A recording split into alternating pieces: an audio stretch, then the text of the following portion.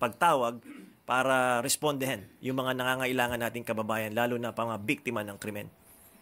Well, sir, yung 3-minute quick response ay nagawa na natin before nung ako'y nanungkulan bilang Quezon City Police District Director. At ngayon ay replicate natin first sa Metro Manila at later on sa mga major centers ng buong bansa. Ng sistema kaagad nito ay baka may makita kayo ng mga police boxes, police PCP, presinto na nasasarado na. Isasarado natin kasi kung wala rin lang investigasyon na nangyayari dyan sa mga presintong yan, ibig sabihin ang pulis yan ay dyan lang naghihintay ng ating mga kababayan na tatawag at hihingi ng responde at sila, rather na sila ay magtatambay dyan, isasarado natin. So sila ay maglalakad sa kalsada or sasakay sa kanilang mga mobile at ang pinaka-bottom line palagi sila may mga radyo. At ngayon, may facility naman tayo ng reporting, yung 911 natin. Kaya ito ang gusto kong iparating sa ating mga kababayan at later on sa buong bansa na. So, this is in compliance to the directive of the President to make the police more visible on the streets, more active in its mandate of preventing and solving crimes that's happening around us. So ngayon, unahan ko na sistema kaagad nito ay baka may makita kayo ng mga police boxes, police PCP, presinto na nasasarado na. Isasarado natin kasi kung wala rin lang investigasyon na nangyayari dyan sa mga presintong yan, ibig sabihin ang pulis yan ay dyan lang naghihintay ng ating mga kababayan na tatawag at hihingi ng responde at sila ay magre-responde at dadalhin nila sa kanilang mga headquarters yung mga kasong yan. Hindi doon sa police boxes na yun kasi walang equipment doon at walang materials doon at walang facility doon para sa investigasyon. So rather na sila ay magtatambay dyan, isasarado natin. So sila ay maglalakad sa kalsada or sasakay sa kanilang mga mobile at ang pinaka-bottom line palagi sila may mga radyo. At ngayon, may facility naman tayo ng reporting, yung 911 natin. Kaya ito ang gusto kong iparating sa ating mga kababayan kung kayo ay nakakita ng mga police boxes na sarado na at nangailangan kayo ng police. So, ganito po yon. Pinapamemorize ko sa police to. Huwag nyo na kaming hanapin sa presinto or huwag na kayong maghanap ng pulis sa presinto sapagkat ang pulis ay nasa inyo ng mga telepono. Dial 911, darating sila.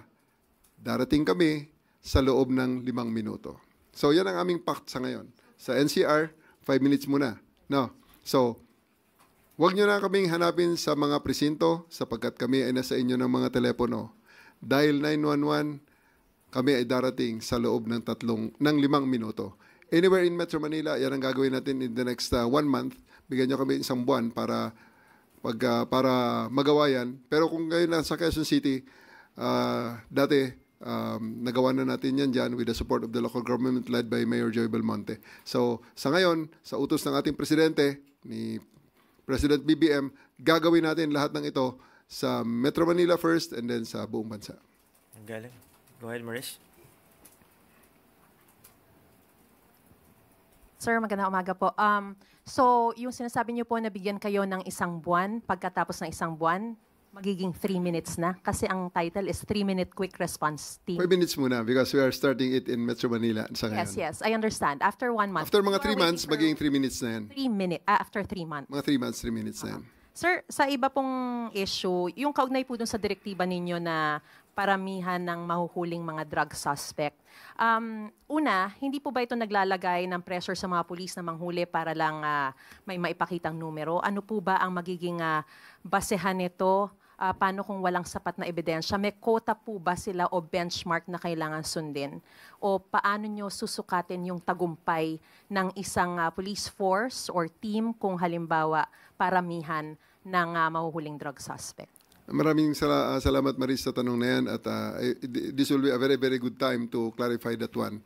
Okay, hindi lang yan para sa drugs, okay? Para yan sa lahat ng criminality. Because ako'y naniniwala, iisa naman ang paraan para mapatahimik natin ang ating mga pamayanan.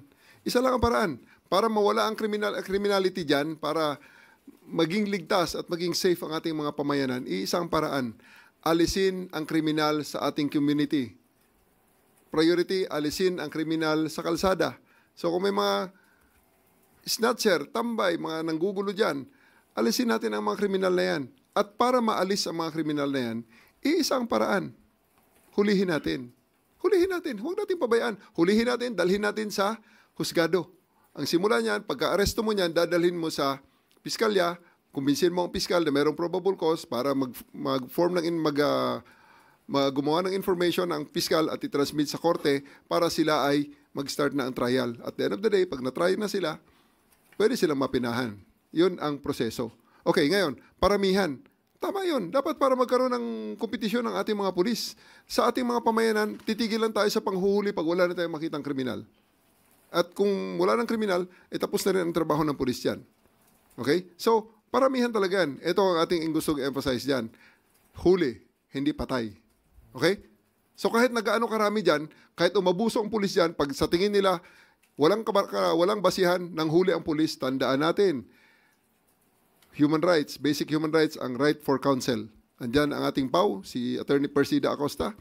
Libre ang mga abogado dyan sa lahat ng mga city centers, municipal centers, merong PAW.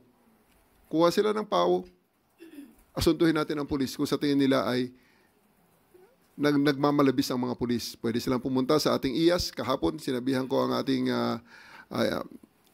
Inspector General ng IG, ang IG natin ng Internal Affairs Service. Pwedeng magreklamo ang mga kababayan natin sa ombudsman, sa pleb, sa mga mayor, or sa mga media na gaya nyo. Pwedeng dalhin ang kanilang mga reklamo, imbestigahan natin ang pulis, tingnan natin kung tama o hindi ang aresto. Hindi ito yung dating nangyayari na patay ang tao, ang nagrereklamo yung pamilya. Hindi ganon. Ang hinuli mismo, buhay yan. Pwedeng kumuha ng karapatan at pwedeng kumuha ng abogado dahil yan ay kanyang karapatan. Dahil pag inaresto ka, babasahan ka ng Miranda rights. You have the right to remain silent. You have the right for an attorney. And if you cannot afford an attorney may be accorded to you. For follow-up, sinabi niyo po na hindi lamang para sa drug war or to intensify the anti-drug campaign, but it is for the entire criminality. Pero yung laging nagiging issue kasi, yung pagtatanim halimbawa ng ebidensya, not necessarily for drugs, pwedeng yung baril or whatever. Paano natin maiiwasan yung ganito kung halimbawa magkokompetisyon yung mga pulis at yun nga, baka ma-pressure sila. How do you maintain the integrity of the process para hindi we understand that there's IAS, merong mga legal processes na pwede silang puntahan, pero para hindi na sana humantong na magrereklamo pa sila, the integrity of the process itself should be maintained. How will you maintain this? Alam mo, Maris, we have to trust the process, no? Alam ko, mahirap na sabihin niya na we have to trust the process. Pero the choice is here. Pumunta ang ating kababayan, ang mga kababayan natin pupunta sa pulisyan, pupunta sa presinto. Bakit? Humihingi ng redress. Sir, tulungan nyo kami kasi may mga adik doon sa aming, may mga adik na tambay doon sa aming daanan. Anong gusto yung sagot ng pulis? Punta ka sa barangay, bahala na sila doon. Or manghuli tayo. That's a choice.